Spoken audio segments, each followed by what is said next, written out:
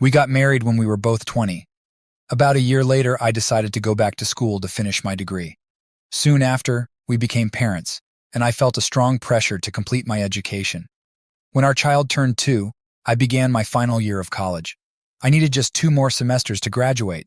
So, in September of 1993, my daily routine was quite hectic. I had a part-time job from 3 a.m. to 7 a.m., stocking shelves at a store.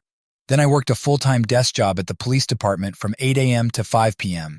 On Tuesday nights, I attended classes from 5:30 p.m. to 10 p.m., and I also had classes on Saturdays from 8 a.m. to 2 p.m. My wife worked as a nurse's aide at the local hospital from 8 a.m. to 3 p.m. My mom took care of our child during the day. The great thing was that everything was close by. Our jobs, school, and even my parents' house were all within 10 minutes of each other. This setup made things manageable as I pursued my degree. Right before everything fell apart, we had a brutal weekend. It was spring of 1994 and finals week for me. If I could finish my papers and ace my finals by Sunday, I would finally earn my bachelor's degree in science and end this intense 8-month grind. However, my wife was furious because I refused to take a break from studying to go out with her and our child. She had been complaining about my commitment to work and school for a while, and it had gotten so bad that we hadn't been intimate for 2 months. On a particular Monday evening, I was double-checking a research paper I had finished on Saturday, which was due Tuesday evening. My wife kept picking fights with me, and I eventually told her to stop acting childish. She looked at me and said, "I hate you, and I'm in love with someone else." That hit me like a ton of bricks. We argued for about an hour before she confessed that she had been having an emotional affair with a janitor at the hospital for the past 2 months. It started with compliments and him being around whenever she turned her head. Then they began having lunch together and bad-mouthing me. About 2 weeks ago, they took their complaints to his car, where they kissed. Earlier that day, things escalated to a full-on makeout session, ending with her giving him a hand job while he did some stuff with his fingers. They professed their love for each other. When she told me all this, I felt like I disconnected from reality. It was like I left this world for a moment. Later, I'll delve into what was going through my mind that night. But for now, let me share what my wife wrote about that moment. She said, "It was weird when I told him what we did. I was ready for an explosion, but he just looked at me with the most awful pain you can imagine. Then he went blank. He turned away and walked into the bedroom, quietly shutting the door. I got furious because he wouldn't even fight for me.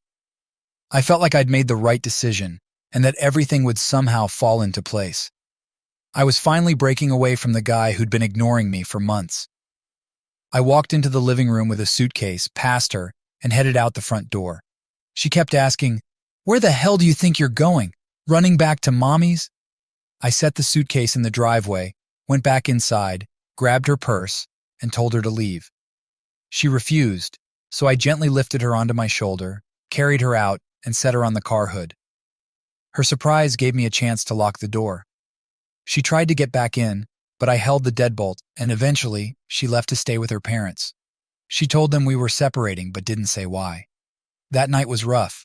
I called both jobs to explain that a family emergency had come up and I wouldn't be in the next day.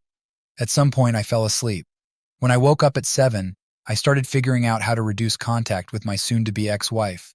I called my mom to ask if she could watch my son. She was concerned since he would usually be there by then. I made a list of things to do and got to work. First, I dropped off my son and told my mom we'd have a serious talk later. Then, I went to see a family friend who was a lawyer. I told him I wanted to start the divorce process immediately. He suggested I take some time to think it over, but I was determined.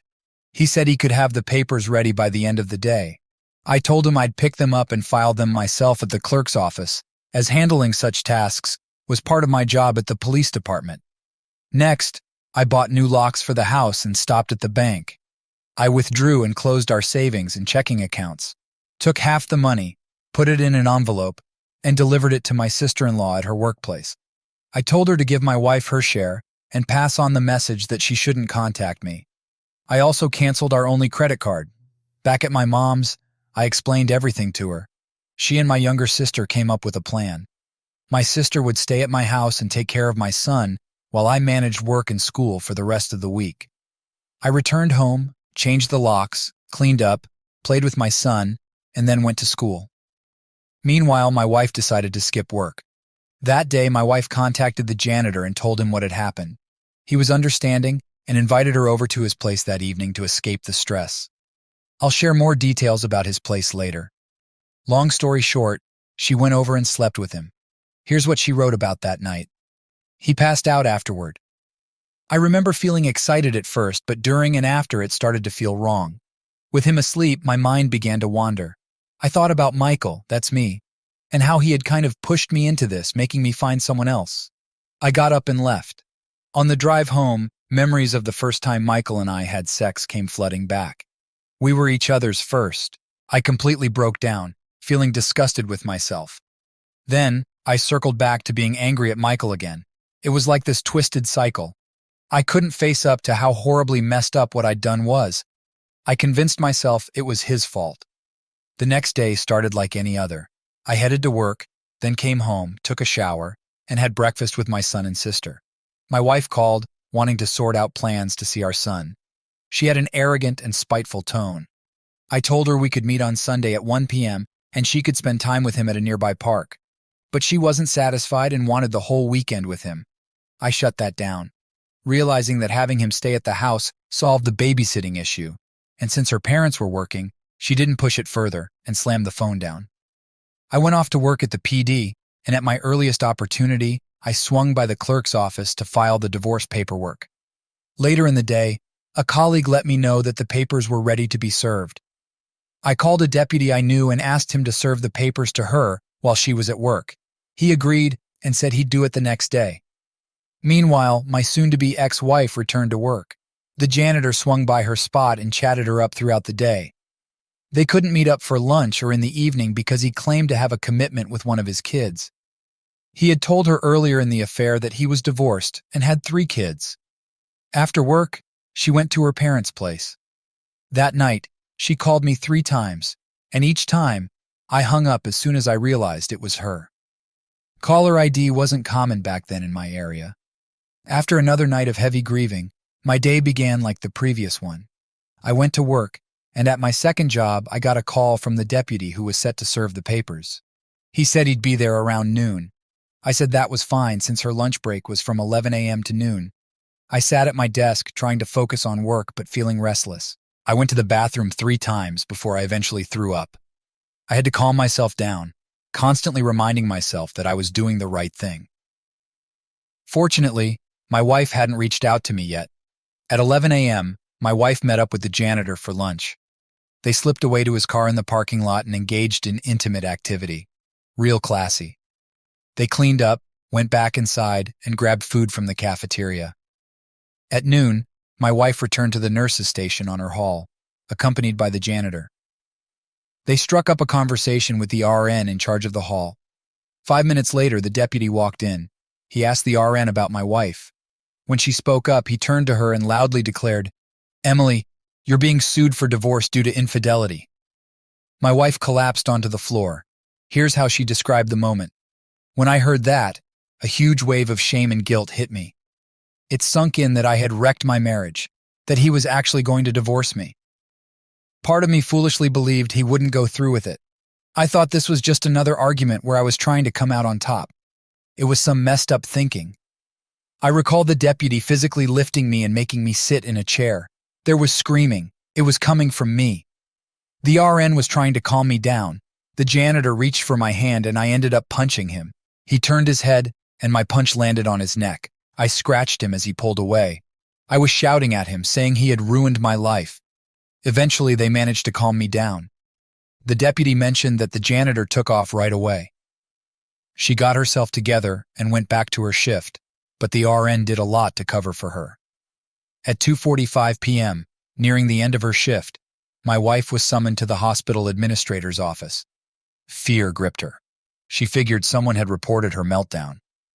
When she walked in, the administrator shut the door and immediately told her she was fired. She was instructed not to come back to the premises and that her final paycheck would be mailed. It turned out someone had witnessed the rendezvous in the parking lot and reported it. The RN had been brought in and shared the story about the divorce papers. The janitor had been called in for questioning, fired, and booted from the premises just an hour before my wife. Word had spread throughout the hospital. She mentioned she just got into her car and drove over to her parents. At this point, her folks still had no clue what was going on, just that we had split up and things seemed serious. At 5:30 p.m., I was having dinner with my son at home. My sister had gone out with her pals, so it was just us. The deputy had passed along the events from earlier, and I gotta say, it felt pretty satisfying knowing the impact. The fact that the janitor happened to be there was sheer luck. I was surprised my wife hadn't been arrested for hitting him, but, well, you can't have everything. Then, a knock came at the door. Standing there was a woman, barely 5 feet tall and incredibly pregnant. She could hardly stand up straight. She asked for my wife. I explained that she no longer lived here and wasn't coming back. She asked if I was her husband. I replied, soon-to-be ex-husband. I served her the divorce papers earlier. That day, she introduced herself as Linda, the janitor's wife, and revealed she was pregnant with their 4th child. I invited her in, and she took a seat. She began to explain what had transpired earlier that day, detailing the fallout from her husband and my wife getting fired, and the entire chaotic situation. I felt my stomach churn. Who on earth had I married? Linda also shared details about the house where my wife had been meeting him. At that moment, if I could have found him, I would have ended him on the spot, not for my wife, but for the sake of decency. This guy was a real piece of work. I'll fill you in on the house later. Linda asked where my wife was, and I told her she was with her parents. After she reassured me she just wanted to confront her with the truth, I gave her directions. My son was still at the table in his high chair, visible from where we sat in the living room. Linda praised me for being a great dad, handling my son's care on my own. Then she got up and left. At 6:30 p.m., my father-in-law answered the door, and Linda asked to speak to my wife. Thinking she was one of Emily's friends, he went to get her. When Emily stepped out onto the porch, Linda introduced herself and let Emily know she wanted her to understand the reality of her situation with the janitor. It turned out, Linda and the janitor were still married and living together. Linda was 8 months pregnant, expecting their 4th child. Emily was already upset, tears streaming down her face, and kept apologizing repeatedly. But things were about to get worse.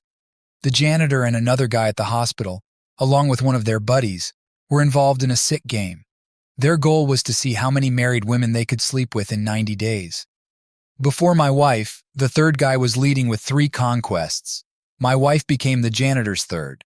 He was actually with a 4th woman. Linda revealed this lady had been married for 25 years, and Linda planned to inform her husband next.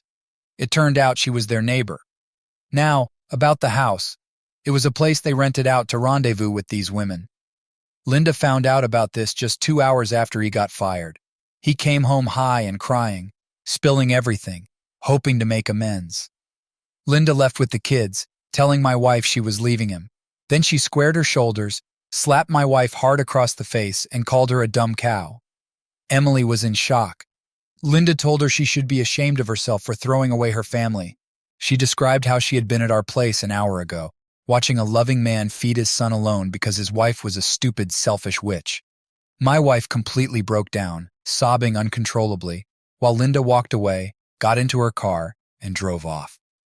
My in-laws checked on her once they heard the car pull away. She was in a daze. They brought her inside and debated whether to take her to the ER when she started talking erratically. My father-in-law thought she might be on some sort of drug. She rambled about how awful she was and how she needed to fix things. They eventually calmed her down and got the full story. My father-in-law was deeply hurt.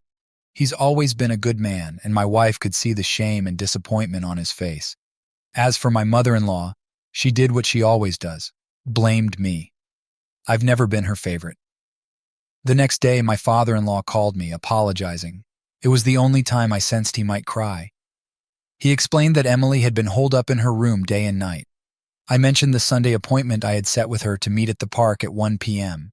He agreed and hung up. I worked on Friday and attended school on Saturday. By day's end, I got the news that I had passed and would be receiving my degree. It was a mix of emotions, but I had made it. My parents threw a celebration that night with extended family coming over for a barbecue. I'm fortunate to have a wonderful family. No one mentioned Emily. The following day, Emily didn't show up at 1 p.m. as planned. I took it as a stroke of luck. something I could use if there was a custody hearing. At 3:30, her father called, letting me know Emily still wasn't coherent, just wandering around in her bathrobe clutching a notebook. She hadn't bathed in days and was barely eating. He was worried and exhausted, fearing she might harm herself.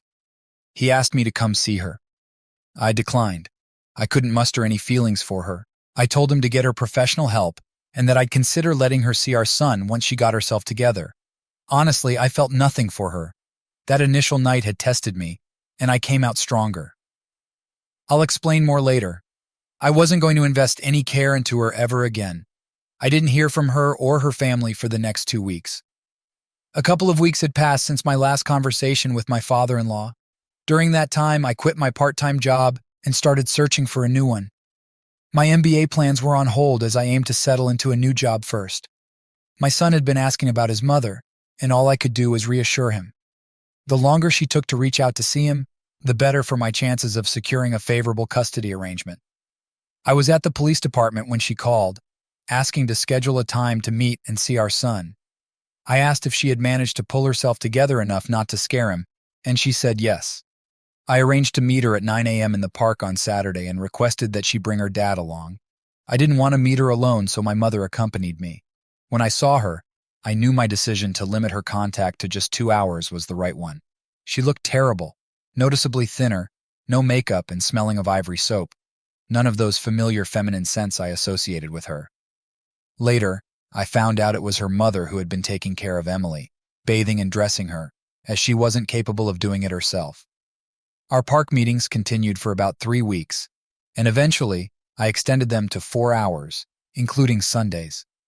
While Emily's appearance gradually improved, her mental health remained a major concern. Because of this, I refused to let our son stay overnight with her or be alone with her. Eventually, my mother-in-law got fed up with the arrangement and hired a lawyer to file for custody. Emily hadn't signed the divorce papers yet, which was fine by me since I could file for divorce through the court after 6 months. But the custody lawsuit made my blood boil, especially since she was aiming for full custody. I had already discussed with her father that I was open to working towards a 50-50 custody split eventually, but her mother completely disregarded that. In response, I countered with a request for full custody, citing Emily's unstable mental state. Honestly, I was ready for a confrontation. I was furious and needed an outlet for that anger, and this was my chance. On the day of the custody hearing, my lawyer informed me that her attorney had a request. Emily wanted to talk to me privately. Initially, I refused, but my lawyer suggested it might be an offer, so I relented, insisting it be in the hallway outside the courtroom, where both attorneys could witness but not hear the conversation. They agreed. She started with small talk, asking about our son and how he was doing. I told her he was doing well and getting better every day. She asked about my schooling, and I informed her I had passed and would be graduating next week. She seemed pleased, then asked if she could attend my graduation. I told her it was for my family and friends, and since she was neither, the answer was no. That hit her hard. Throughout most of our relationship, we had worked together to achieve that goal. By saying no, I made it clear that she couldn't share in that achievement with me. She pleaded, but I stood firm. I added, "It's special to me, and it didn't matter enough to you when you let someone treat you like trash." I was becoming quite vindictive, driven by the desire to hurt her. She welled up with tears, turned around, and walked back to her lawyer. The hearing began. I testified. Nothing unusual. Then my mother-in-law stood up and blamed me for everything. She claimed I was seeing someone and driving my wife insane without any evidence. Truth was never her priority. She also accused me of assaulting my wife by grabbing and throwing her onto the car hood the night she left. Next, it was Emily's turn. She started answering her attorney's questions but stopped after the third one. She asked the judge if she could speak directly. He suggested she confer with her attorney first, but she declined. He granted her permission. Here's what my wife wrote in her notebook. As the hearing started, I felt so sad. I listened to Michael presenting his side of the story and how he had taken care of Robert, our son, all these weeks. I needed to make things right. Sitting there, I knew my mom was lying to protect me, but it was just another lie on top of many others.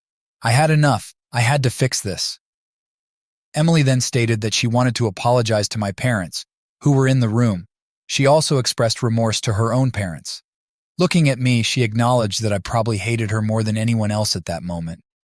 She admitted that everything that happened was her fault and that at this point, she just wanted to salvage whatever was left of our shared history, even if it was just to reach a point where I could look at her without disgust. Then she turned to the judge and expressed her desire to withdraw her claim, stating that she would accept any custody arrangement I deemed appropriate. I conferred with my attorney, and we proposed supervised 1-hour visits for 6 weeks, followed by weekends with him every other week, provided there were no issues. The judge adjourned the hearing. In hindsight, I think that's when I saw a glimmer of potential for us to be more civil to each other. Not reconciliation, but at least a sense of mutual respect. The schedule worked well. By the 3rd week, our visitation time expanded to 3 or 4 hours. Just the 3 of us. Her, me, and our son. Although I wasn't exactly friendly, I enjoyed watching my son spend time with his mom. It was beneficial for both of them. However, during the 5th visit, there was an incident. She unexpectedly hugged my right arm from behind while I was watching our son play. I panicked and yelled at her never to touch me again. She hugged our son and quickly left. The next week, we pretended as if nothing had happened, and she kept her distance. Another month went by, and we started discussing day-to-day matters more frequently. I had landed a new job with better pay, and she had started nursing school.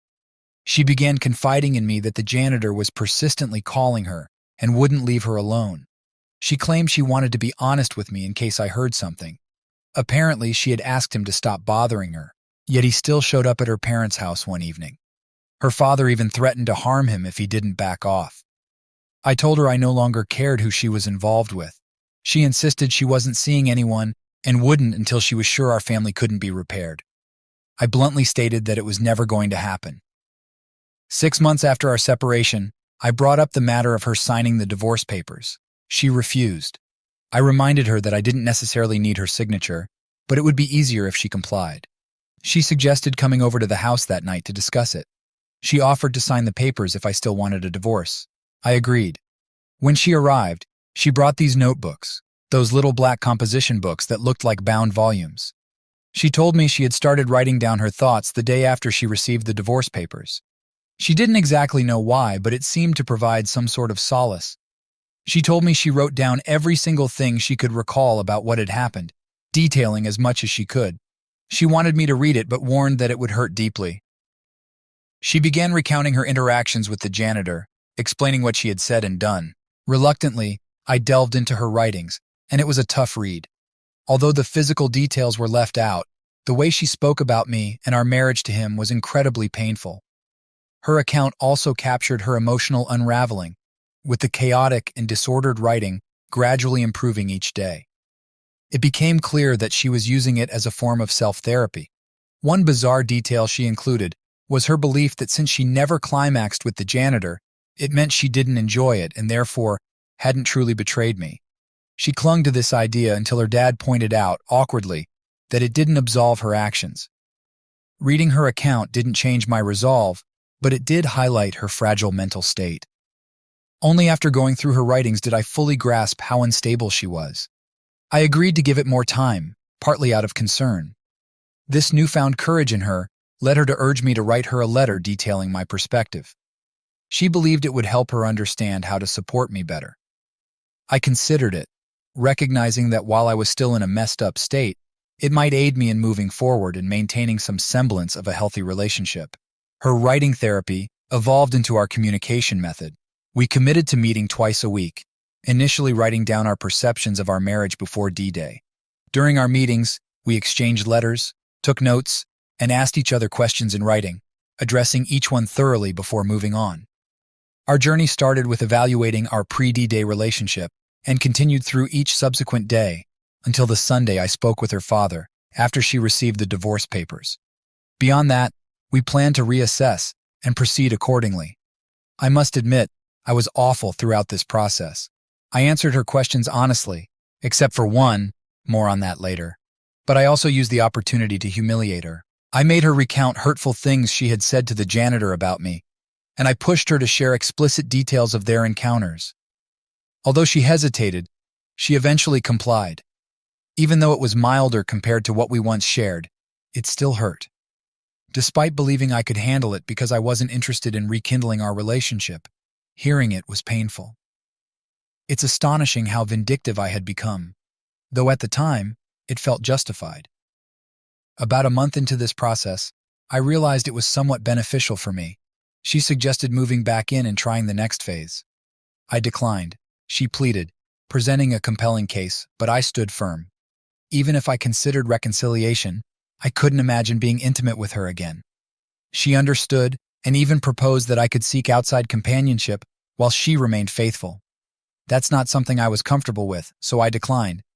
Another month passed, and I finally agreed, but with strict conditions. First, she had to sleep in the spare room. Second, absolutely no physical contact. Third, she kept her money in her checking account, but I managed her banking and provided checks for bills, rent for the room, expenses, and some spending money. This was because she had given the janitor $300 from our savings account a week before D-Day, and I doubted she would agree. Fourth, her mother wasn't allowed into my home unless we reconciled. I was still angry at her and still am to some extent. Fifth, all previous custody arrangements would automatically resume if we didn't reconcile. Sixth, if I started seeing someone else, she had a week to find another place to stay. She agreed and moved back in. Living together was harder than I expected. There was no longer that buffer period between seeing her. She was there all the time. I constantly picked fights over trivial matters and said hurtful things. I wanted her out almost as soon as she moved back in. We needed a solution, so we instituted Thursday night fight night. This stemmed from our letter-writing meetings. Every Thursday night after our child was asleep, we'd sit in the living room and discuss ongoing issues or arguments. They had to be resolved that night before going to bed and couldn't be carried over. We still have a version of this today, where we simply ask during dinner if there's anything we need to discuss that night. The kids never knew where it originated or what it was. I was still difficult to live with. I threw her affair in her face at every opportunity. She handled it calmly and never engaged when it escalated to that point. I was emotionally abusive towards her. However, she was determined. She believed we were meant to be together and that, since she had destroyed our lives, she had to rebuild them until I saw things her way and joined her. She was committed to giving me the time I needed. 6 months after she moved back in, I reached a breaking point. After a particularly rough day filled with constant triggers, I locked myself in the bedroom. I couldn't handle it anymore. My wife came to the door, knocked quietly, and said, "You need to talk. I'll be out here whenever you're ready." I heard her slide down the door, sit on the floor, and lean against it. She stayed there for an hour.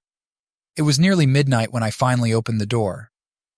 She wanted to come in, but I suggested we talk in her room instead. She sat on the bed while I took a chair, and finally I opened up about what had happened after I told her to leave the night I found out about her affair. Let's rewind to that dreadful evening. After she drove off, I spent hours just watching my son sleep in his room. Then I went to my desk, grabbed the checkbook, bill ledger, and a copy of our life insurance policy, and left them out on the kitchen table. I took a long shower, went to the bedroom, took my gun from the closet, and laid it on the bed. I put on jeans and a button-down shirt, making sure it was neatly tucked in. I combed my hair, sat on the bed, and put the barrel of the gun in my mouth. The taste of the oil on it was oddly captivating. It tasted just like it smelled.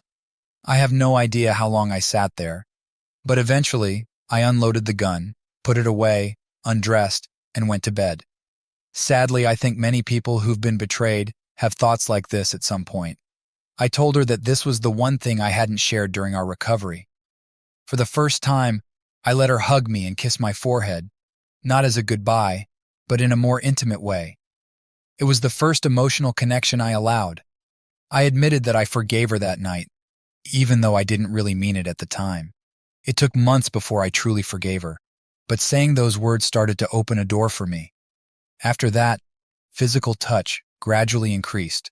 Holding hands, quick kisses, and hugs became more common. Sex wasn't happening yet, but we were moving in that direction.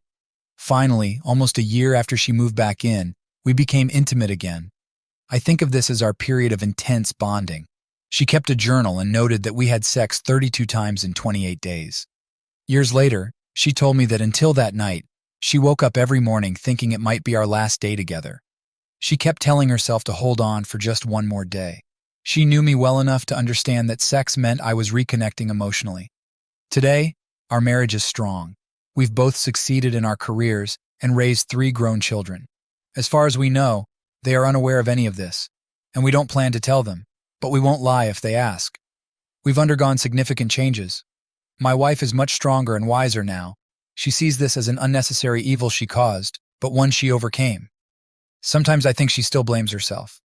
For my part, this topic doesn't come up in our discussions or arguments anymore. It hasn't in over 20 years. She's perceptive and often senses when I'm triggered, which still happens occasionally, maybe once or twice a year. These moments are brief, but painful. Her response is always comforting.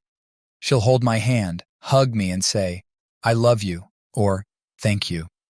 I've lost some of my inner kindness. I tend to keep my feelings to myself and deal with them alone. While I support her emotionally, I've made it clear I won't be her emotional crutch anymore. It's her responsibility to communicate the issue and suggest a solution, which I'll help with. I love her.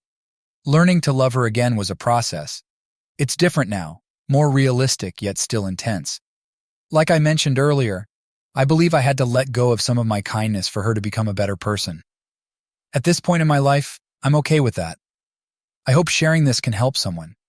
Every situation is unique, but this approach worked for us, and I'm grateful for it. I'm not saying reconciliation is for everyone. I'm advocating for self-care. Focus on what you can control, not what you can't.